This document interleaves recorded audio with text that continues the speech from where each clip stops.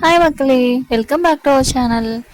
நம்ம சேனலில் first video நல்ல ஒரு ஸ்பெஷலாக அவங்க எல்லாருக்கும் பிடிச்ச மாதிரி இருக்கணும்னு சொல்லி பிரியாணி செய்ய போகிறோம். வாங்க ரெசிபிக்குள்ளே போகலாம். பிரியாணிக்கு தேவையான இன்க்ரீடியன்ட்ஸ் என்னெல்லாம் பார்த்துடலாம். பிரியாணிக்கு நம்ம 1 kg சிக்கன் எடுத்துருக்கோம். 1 kg சிக்கனை மஞ்சத்தூள் போட்டு நல்லா கழுகி வச்சுருக்கோம். மஞ்சத்தூள் போட்டு கழுவும்போது அந்த ஸ்மெல் எல்லாம் மாறிடும். ஜேர்ம்ஸ் எதுவுமே இருக்காது. அப்புறம் வெங்காயம் வந்து 6லேருந்து 8 வெங்காயம் வரையும் எடுத்துக்கலாம். பெருசாக இருந்தால் 6 வெங்காயம் எடுத்துக்கலாம். நம்ம எத்தனை வெங்காயம் எடுக்கிறோமோ அதில் பாதி தக்காளி எடுத்துக்கணும். வெங்காயம் 6 பச்சை மிளகாய் எடுத்துருக்கோம். நாங்கள் 7 பச்சை மிளகாய் அளவு எடுத்துருக்கோம். எங்களுக்கு நல்ல ஒரு பச்சை மிளகாய் ஃப்ளேவரும் ஸ்பைஸியும் ரொம்ப பிடிக்கும்னால எடுத்துருக்கோம். உங்களுக்கு காரம் கம்மியாக வேணும்னா நீங்கள் 4 பச்சை மிளகாய் ஆட் பண்ணாலே போதும். பச்சை மிளகாயை கீரி வெட்டி இப்படி எதுவுமே பண்ண வேண்டாம், முழுசாக அப்படி போட்டுடணும். 6 வெங்காயத்துக்கு நான் 3 தக்காளி நல்லா பழமாக எடுத்து வெட்டி வச்சுருக்கேன். நல்லா ஒரு கைப்பிடி அளவு கொத்தமல்லி, கருவேப்பிலை எடுத்து வச்சுருக்கோம். இஞ்சி அது ஒன்றும் இல்லை, நம்ம பொண்ணு தான், அடிக்கடி இப்படி தான் வந்து கொஞ்சம் ஃபன் பண்ணுவோம், அதெல்லாம் சமாளிச்சுக்கோங்க. இஞ்சி பூண்டு பேஸ்ட்டு கொஞ்சம் நிறைய அரைச்சி வச்சுருக்கோம். நல்லா ஒரு 5-6 டேபிள் ஸ்பூன் வர மாதிரி அரைச்சி வச்சுருக்கோம். அப்புறம் கேர்டு எடுத்துக்கணும். ரொம்ப புளிப்பாக இல்லாமல் நார்மலான ஒரு கேர்டு எடுத்துக்கோங்க. 2 to 3 ஸ்பூன் இருந்தால் போதும். ஸ்டவ் ஆன் பண்ணிவிட்டு பாத்திரம் வச்சுட்டு அதில் நல்லா 2 to 3, 4, 5 ஸ்பூன் வரும் கீ ஊற்றிக்கோங்க. நெய் ஊற்றுனதுக்கப்புறம் நல்லா ஆயில் சேர்த்துக்கோங்க. நிறைய ஆயில் சேர்த்துக்கோங்க. 6-7 ஸ்பூன்ஸ் ஆயில் சேர்த்துக்கலாம். சேர்த்த உடனே ஆயில் நல்லா வெது வார்ம் ஆன உடனே பிரியாணி ஹோல் ஸ்பைசஸ் எல்லாத்தையும் போட்டு நல்ல ஒரு ஸ்மெல் வரும்போது நம்ம நல்லா நீளமாக வெட்டி வச்சுருக்கிற ஆனியனை சேர்த்துடலாம். ஆனியனை சேர்த்து நல்லா ஒரு கோல்டன் ப்ரௌன் வரையும் வரும்போது நல்லா ஃப்ரை பண்ணி வதக்கி வச்சுக்கலாம். நல்லா எவ்வளோ தூரம் வெங்காயம் நம்ம கோல்டன் ப்ரௌன் லெவலில் வதக்குறோமோ அந்தளவு பிரியாணிக்கு டேஸ்ட்டு கொடுக்கும். இப்படி நல்லா வதங்கி வரும்போது தக்காளி ஆட் பண்ணிக்கலாம். தக்காளி ஆட் பண்ணி ஒரு பிஞ்ச் ஆஃப் சால்ட்டு கூட ஆட் பண்ணால் நல்லா சாஃப்டாக வதங்கிடும் தக்காளி சீக்கிரமாகவே. தக்காளி வதக்கும் போதே நம்ம பச்சை மிளகாவையும் ஆட் பண்ணிடணும். ஆட் பண்ணி நல்லா வதக்கிக்கலாம். ஒரு 2 மினிட்ஸ் மூடி வச்சு நல்லா வதங்கிடும். நல்லா தக்காளி தெரியாத அளவு நல்லா அப்படி வதங்கினதுக்கப்புறம் இஞ்சி பூண்டு பேஸ்ட் நம்ம ஆட் பண்ணிக்கலாம். நான் நல்லா 4 to 5 ஸ்பூன் மேலே இஞ்சி பூண்டு பேஸ்ட் ஆட் பண்ணிக்கிறேன். நீங்களும் நல்லா நிறைய ஆட் பண்ணிக்கோங்க. இஞ்சி பூண்டு பேஸ்ட்டு தான் பிரியாணிக்கு நல்ல ஒரு டேஸ்ட்டு கொடுக்கும். அதனால் நிறையா சேர்க்குறதுனால எந்த ஒரு பிரச்சனையும் இல்லை, நிறைய ஆட் பண்ணிக்கோங்க. இஞ்சி பூண்டு பேஸ்ட்டு சேர்த்துட்டு ஒரு பிஞ்ச் ஆஃப் சால்ட் ஆட் பண்ணிங்கன்னா அந்த பாத்திரத்தில் ஒட்டாமல் நல்லா வதக்கிக்கலாம். இப்படி நல்லா இஞ்சி பூண்டு ஸ்மெல்லு போகிற வரையும் நல்லா வதக்கிட்டு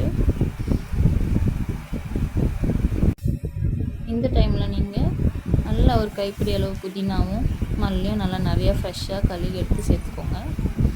இதையும் நல்லா வதக்கும்போது நல்லா கம்ம ஒரு ஸ்மெல் வரும். நல்லா வதங்கினதுக்கப்புறம் இந்த டைமில் தான் நம்ம முக்கியமான ஒரு இன்க்ரீடியண்ட்டை சேர்க்க போகிறோம். சிக்கன் அப்படியே எடுத்து உள்ளே போட்டு ஒரு 2 கிளறி நல்லா அந்த இஞ்சி பூண்டு பேஸ்ட்டு இந்த வெங்காயம் தக்காளியோடு நல்லா அப்படி அந்த ஜூஸ் எல்லாம் இறங்குற வரையும் ஒரு 5 மினிட்ஸ் நல்லா அப்படி விடுங்க. நல்லா கிளறி நல்லா வதக்கிட்டு க்ளோஸ் பண்ணி வச்சுருங்க ஒரு 5 மினிட்ஸ். சிக்கன் வந்து அப்படியே தண்ணி விட்டு நல்லா ஒரு ஜூஸினஸோடு அந்த ஃப்ளேவர் ஸ்மெல் வரும். அந்த டைமில் நம்ம ஸ்பைசஸ் சேர்த்துக்கலாம். 2 ஸ்பூன் மிளகாத்தூள் சேர்த்துக்கிறேன். அப்புறம் நல்லா 1 டேபிள் ஸ்பூன் கரம் மசாலா, கொஞ்சமாக லைட்டாக டர்மரிக் பவுடர் கொஞ்சமாக சேர்த்துக்கலாம். மஞ்சள் அதிகமாக சேர்க்க வேண்டாம். சேர்த்துட்டு தேவையான அளவு சால்ட் சேர்த்துக்கலாம். சேர்த்து நல்லா மிக்ஸ் பண்ணிவிட்டு நல்லா வதக்கி விடுவோம். வதக்கிவிட்டு இந்த மிளகாத்தூள் இந்த ஸ்மெல்லெல்லாம் நல்லா வதங்கணும். இப்படி வதங்கி வரட்டும். ஒரு 5 மினிட்ஸ் நம்ம க்ளோஸ் பண்ணி வைக்கலாம் லிட் போட்டு. இந்த டைமில் நம்ம தயிர் ஆட் பண்ணிக்கலாம். இப்போ உடனேவும் நீங்கள் தயிர் சேர்த்துக்கலாம், இல்லைனா இப்படி நல்லா வதங்கி வந்ததுக்கப்புறம் இப்படி எண்ணெய் பிரிஞ்சு நல்லா பார்த்தாலே உங்களுக்கு அப்படி தெரியும். பாருங்கள் எவ்வளோ சூப்பராக இருக்குன்னு. இந்த டைமில் நம்ம தயிர் ஆட் பண்ணிக்கலாம். நான் 2-3 ஸ்பூன் ஆட் பண்ணிக்கிறேன். ஆட் பண்ணிவிட்டு மிக்ஸ் பண்ணிவிட்டு எக்ஸ்ட்ரா ஒரு 1 டம்ளர் தண்ணி ஆட் பண்ணி மிக்ஸ் பண்ணி க்ளோஸ் பண்ணி வைக்கிறேன். சிக்கன் நல்லா இதுலேயே நல்லா வெந்துடுற மாதிரி க்ளோஸ் பண்ணி வச்சுக்கலாம்.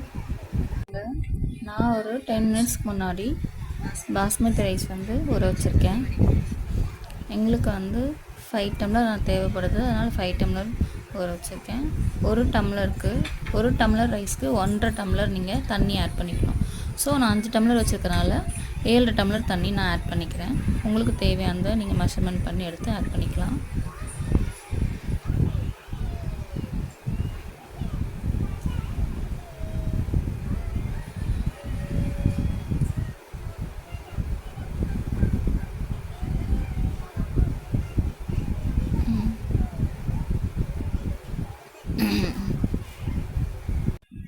இந்த டைமில் நான் சால்ட் ஆட் பண்ணிக்கிறேன். நம்ம பிரியாணிக்கு தேவையான சால்ட் ஆட் பண்ணிக்கலாம். சால்ட் கொஞ்சம் நல்லா தூக்கலாக ஆட் பண்ணிக்கலாம். அப்போ தான் ரைஸோடு மிக்ஸ் பண்ணி வெந்து வரும்போது நல்லா கரெக்டாக இருக்கும். சால்ட்டும் காரமும் கொஞ்சம் எக்ஸ்ட்ராவே தூக்கலாக ஆட் பண்ணிக்கலாம் எப்போவுமே. இந்த டைமில் நான் ஒரு லெமனையும் ஆட் பண்ணிக்கிறேன். ஆஃப் லெமன் நல்லா ஸ்க்வீஸ் பண்ணி விட்டு க்ளோஸ் பண்ணி வச்சிடலாம்.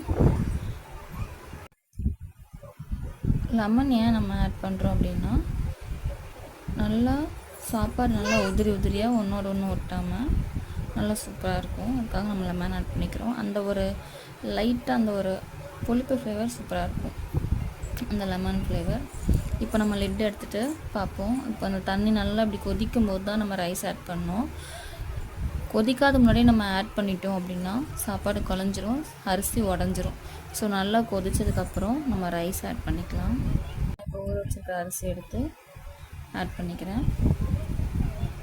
ஆனால் சைடில் முட்டை தெரியுதுன்னு பார்க்குறீங்களா? பிரியாணிக்காக முட்டை இல்லாமல் எப்படிங்க? அதான் 5 பேர், ஸோ 5 முட்டை. அதுவும் அப்படியே சைடில் பாயில் ஆகிட்டே இருக்குது. அப்படியே ஒரு ரைத்தா போட்டு சாப்பிடுவோம். எக்ஸ்ட்ரா நீங்கள் ஒரு 65 கூட செஞ்சு வச்சிங்கன்னா செம்ம டேஸ்ட்டாக இருக்கும். வாங்க ஆட் பண்ணிவிட்டு க்ளோஸ் பண்ணி வச்சிடலாம். ஒரு 10 மினிட்ஸ் என்ன பண்ணலாம், நம்ம க்ளோஸ் பண்ணி வச்சிடலாம். இந்த ரைஸும் தண்ணியும் 10 மினிட்ஸ்க்கு அப்புறம் என்ன ஆகும்னா ஒரே சேம் லெவலுக்கு வந்துடும், ஆஃப் பாயிலில். அந்த டைமில் தான் நம்ம தம் போட போகிறோம். ஸோ இப்போ க்ளோஸ் பண்ணிவிட்டு ஒரு 10 மினிட்ஸ்க்கு அப்புறம் நம்ம பார்க்கலாம். வாங்க ஓப்பன் பண்ணி பார்க்கலாம் எப்படி இருக்குன்னு. 10 மினிட்ஸ் ஆயிடுச்சு. பாருங்கள், அந்த லெவல் சேமாக இருக்கும் வாட்டரும் ரைஸும். இந்த டைமில் கரண்டியை திருப்பி பேக் சைடில் லேசாக அப்படியே கிளறி விட்டுக்கோங்க. இப்போது நீங்கள் நெய் வேணுனாலும் ஆட் பண்ணி க்ளோஸ் பண்ணி தம் போட்டுக்கலாம். தம் எப்படி போடணும்னு நான் சொல்கிறேன், ஃபாலோ பண்ணிக்கோங்க. நம்ம கேஸில் தம் போடுறதுனால எப்படி தம் போடணுன்னு உங்களுக்கு நான் இப்போ சொல்கிறேன். அடுப்பாக இருந்தால் அவங்க வெளியே கறி இதெல்லாம் எடுத்து போட்டு க்ளோஸ் பண்ணி மூடிக்கு மேலே போடுவாங்க. நம்ம கேஸ்லனால ஒரு தோசைக்கல், இரும்பு தோசைக்கல் எடுத்துக்கோங்க. வெயிட் பாத்திரத்தை தாங்குற மாதிரி நல்ல ஒரு இரும்பு தோசைக்கல் எடுத்து தம் போட போகிறோம். பாருங்கள் நான் எப்படி தம் போட்டிருக்கேன் அப்படின்னு சொல்லி. ஒரு இரும்பு தோசைக்கல் நான் அடியில் வச்சுருக்கேன்.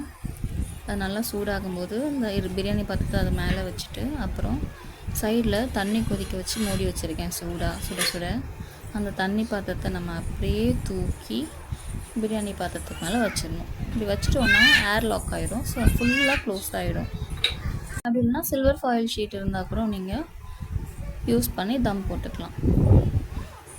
இப்படி க்ளோஸ் பண்ணி வச்சுட்டு ஒரு 25 மினிட்ஸ் to 30 மினிட்ஸ் நல்லா ஃபுல் சிம்மில் வச்சு நீங்கள் தம் போட்டு ஓப்பன் பண்ணி பார்த்தீங்கன்னா பிரியாணி ரெடி ஆயிரும். வாங்க ஒரு 25 மினிட்ஸ்க்கு அப்புறம் நம்ம வந்து பார்க்கலாம். வாங்க 25 மினிட்ஸ் 30 மினிட்ஸ் ஆயிடுச்சு. நாங்கள் 25 மினிட்ஸ்க்கு அப்புறமே ஆஃப் பண்ணிவிட்டு உடனே ஓப்பன் பண்ணிடக்கூடாது, ஒரு 10 மினிட்ஸ் விட்டுட்டு அதுக்கப்புறம் வந்து ஓப்பன் பண்ணுறோம்.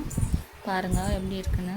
நல்லா சூப்பராக நல்லா ஆவி வர மாதிரி அப்படி நல்லா ஸ்மெல்லே அவ்வளோ சூப்பராக இருக்குங்க. வீடு ஃபுல்லாக ஒரே பிரியாணி ஸ்மெல்லாக இருக்குது. நல்லா கமன்னு ஒரு ஸ்மெல் வருது. நல்லா ரைஸ் பாருங்கள் அப்படி உதிரியாக இருக்குது, ஒன்றோட ஒட்டாமல் குலையாமல் நல்லா சாஃப்டாக.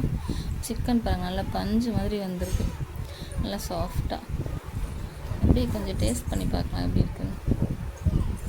செம்ம டேஸ்ட்டு, சொல்ல வார்த்தையே இல்லை. சும்மா அடிப்பொலி பிரியாணி ரெடி.